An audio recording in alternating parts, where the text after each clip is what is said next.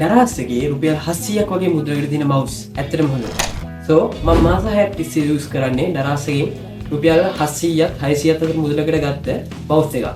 so ඉතින් මම මේ mouse එකේ user experience එක තමයි අද ගෙනලා තින්නේ.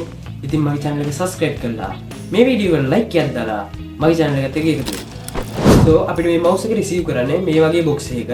අපිට මේ mouse එකේ box එක ඇතුලේ අපිට හම්බ වෙන්නේ mouse එක වගේම mouse එකේ Bluetooth connect එක වෙන Bluetooth adapter එක.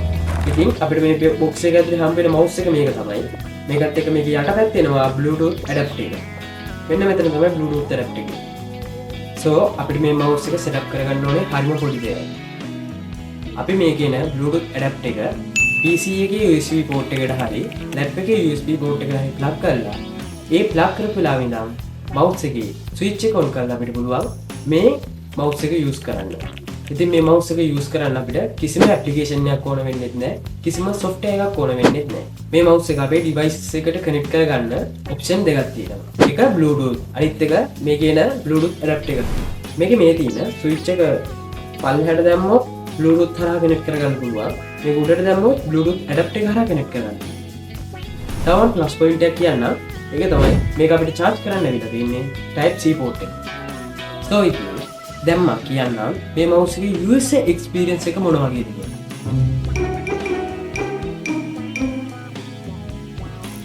first of all මේකේ battery එක ගැන මම කියන්නම්.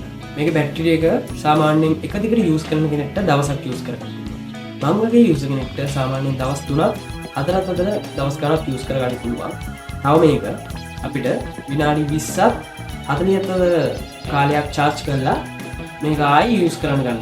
තව මේකේ box එකේ සඳහන් වෙලා ඉන්නේ Windows 10 and එතනින් පල්ලෙහාට තියෙන Windows version එකට විතරයි මේ mouse එක use කරගන්න පුළුවන්. but මම මේක මගේ Windows 11 තියෙන PC එකේ use කරනවා. කිසිම fault එකක් මට මේ වෙනකන් ඇවිල්ලා නැහැ. so ඉතින් මේකේ grip එක ගැන කියනවා නම් අතට හරිය comfortable වගේම අපේ fingerprint හිටින්නේ නැති සාමාන්‍යයෙන් ලේසියෙන් damage වෙන්නේ නැති grip එකක් තියෙනවා. මේක hand feel එක හරියම good. මේකේ button and ports හරිම ප්‍රීමියම් විදියට තියෙනවා. but මේකේ උඩ පැත්තේ මේ බටන් එකක් තියෙනවා. ඒ වගේම ස්ක්‍රෝලින් බටන් එක සාමාන්‍ය mouse එකේ තියෙන දේවල් හැමදේම තියෙනවා.